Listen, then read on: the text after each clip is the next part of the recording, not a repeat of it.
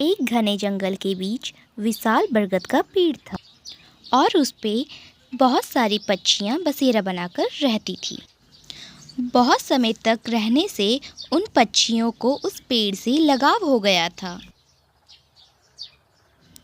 बहुत समय बीत गए और वहाँ वर्षा नहीं होने के कारण वहाँ सब सूखा पड़ गया। इस कारण बरगद के पेड़ भी सूख गए थे और डाली भी टूटने लगी। इसलिए वहाँ से सारी पक्षियाँ चले गए। सिर्फ अकेला एक बूढ़ा गिद्ध बच गया था।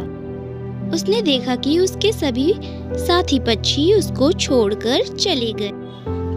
कुछ पक्षियों ने उसे भी चलने को कहा, लेकिन वह बूढ़े गिद्ध ने इनकार कर दिया।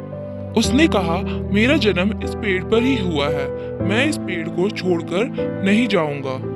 मुझे ये पेड़ ने बहुत सुख दिया है, मैं ये पेड़ छोड़कर नहीं जाना चाहता हूँ। अगर ये आज संकट में है तो मैं इसे छोड़कर कैसे चला जाऊँ? मैं ये पेड़ छोड़कर नहीं जाऊंगा, चाहे कुछ भी हो जाए। जो बच्चे अपने माता पिताओं को बुढ़ापे में छोड़ जाते हैं वो बहुत स्वार्थी होते हैं। वह मरते दम तक उस पेड़ को नहीं छोड़ेगा। समय बीतता गया और पेड़ दीमक से ग्रसित होकर कमजोर हो गया। फिर भी गिद्ध ने पेड़ को नहीं छोड़ा। वह दिन भर खाना ढूंढने के बाद उसी सूखे पेड़ पर वापस लौट आता था। कई दिन इसी तरह बीत गए। जो पक्षी पेड़ छोड़कर चले गए थे उन्होंने सोचा, गिद्ध काका अभी भी उसी सूखे पेड़ पर रह रहे हैं। सारे पक्षी उसके पास आए और उसे बोले, पेड़ अब मर चुका है, आपको कहीं सुरक्षित जगह पर चलना चाहिए। यह पेड़ बहुत सूखा पड़ चुका है, यह कभी भी गिर सकता है।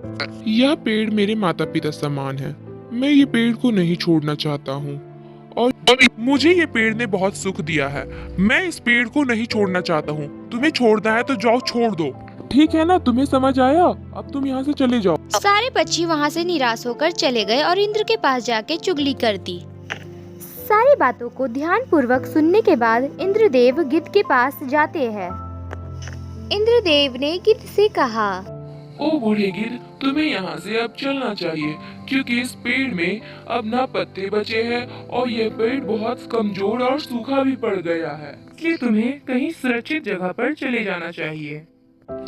महाराज, मैं बचपन से ही इस पेड़ पर रहता आया हूँ, मेरे माता पिता भी इसी पेड़ पर रहा करते थे, इसलिए मैं नहीं छोड़ना चाहता हूँ इस पेड़ को। मैं मरते दम तक इस पेड़ को नहीं छोड़ना चाहता हूँ। आज जब ये पेड़ संकट में है तो मैं इसे कैसे छोड़ दूँ? मैं तुम्हें वरदान देना चाहता हूँ, बताओ तुम्हें क्या चाहिए? मुझे वरदान नहीं दीजिए महाराज, इस पेड़ को वरदान दीजिए ताकि इसकी उम्र बढ़ जाए और इससे सारी पक्षियों का भला होगा महाराज।